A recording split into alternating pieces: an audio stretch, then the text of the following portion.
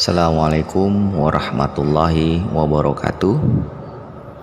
Alhamdulillah wa syukurillah. Allahumma sholli wa sallim wa barik ala sayyidina Muhammad wa ala alihi wa ashabihi rasulillahi ajma'in. Amma ba'du. Apa kabar sahabat-sahabatku, saudara-saudaraku yang dirahmati Allah? Di dalam suatu riwayat dikisahkan Imam Syafi'i, seorang imam besar yang bergurukan kepada Imam Waqi, di mana beliau bertanya kepada gurunya Imam Waqi, "Hai guruku, apa sebab diriku tidak bisa khusyuk dalam menghafal hadis-hadis maupun amalan-amalan yang engkau berikan? Mohon diberikan petunjuk kepada hamba." Jadi Imam Waqi berkata kepada Imam Syafi'i, "Hai muridku, bermuhasabahlah engkau, bertafakurlah engkau. Mungkin ada sesuatu perbuatan yang Allah tidak suka.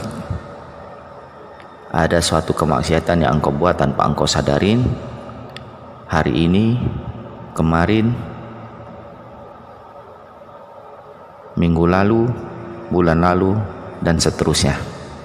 Coba bermuhasabah agar engkau bisa mendapat jawabannya." Lalu kembali Imam Syafi'i pulang dan merenung hari demi hari. Dia bermuhasabah dan dia perhatikan terakhirnya adalah jalan dari rumahnya ke tempat gurunya Imam Waqi.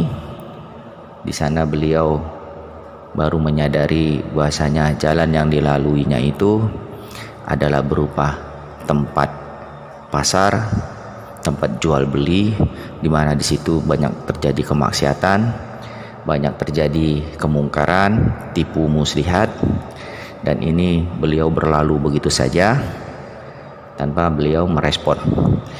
Hanya hal seperti itu bisa menggagalkan kekhusyukan daripada seorang imam. Seorang Imam Syafi'i di dalam melakukan amalan-amalan, menghafal hadis-hadis dan ibadah-ibadah lainnya. Jadi ketika mendapat jawaban itu, dia mengubah jalan ke arah tempat gurunya. Lalu dia bercerita kepada gurunya, ternyata ada sesuatu di mana di tempat itu terjadi kemaksiatan, kemungkaran, tipu daya muslihat, dan setan berpesta pora di tempat itu, di dalam keramaian itu, sehingga terjadi kelalaian, kemaksiatan, kemungkaran. Nah, di sana gurunya tersenyum, dan itulah gunanya kita bermuhasabah. Bukan berarti seorang imam itu tidak luput daripada kesalahan. Semakin tinggi makomnya, maka akan semakin halus cara iblis, cara Allah menguji kita. Begitu jugalah dengan keadaan kita, di mana banyak sekali pertanyaan-pertanyaan, kenapa tidak fokus di dalam ber-DN, kenapa tidak pernah khusyuk dalam melakukan ibadah. Mari kita kembali lagi kepada cerita tadi,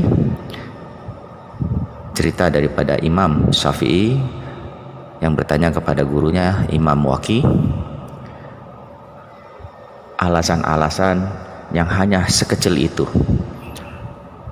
Nah, jangan pernah merasa kita ini bersih, jangan pernah merasa kita ini terbebas daripada tipu daya setan.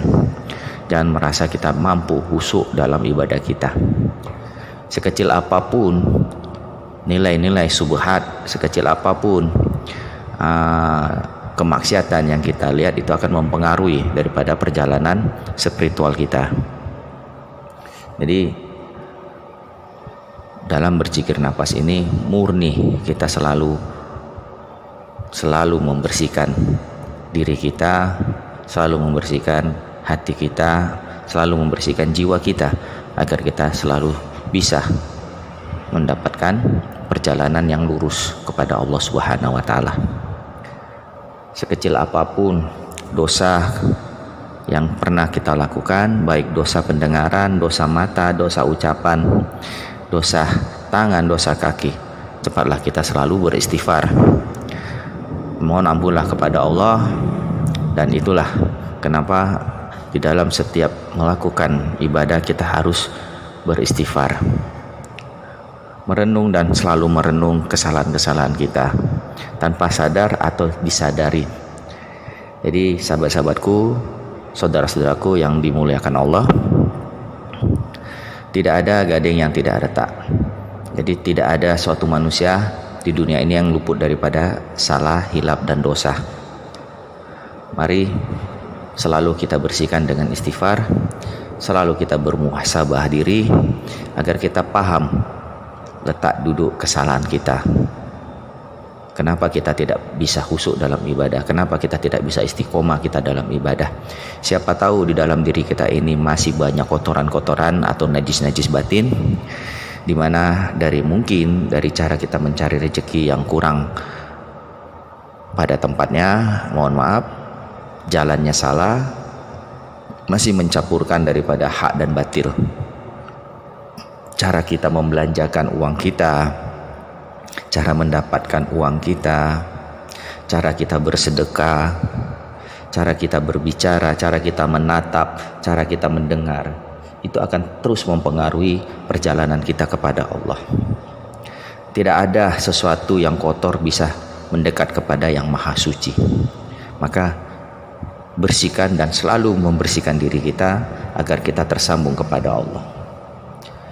Semoga uraian ini, audio ini bermanfaat bagi kita semua dan menjadikan ilmu bagi kita.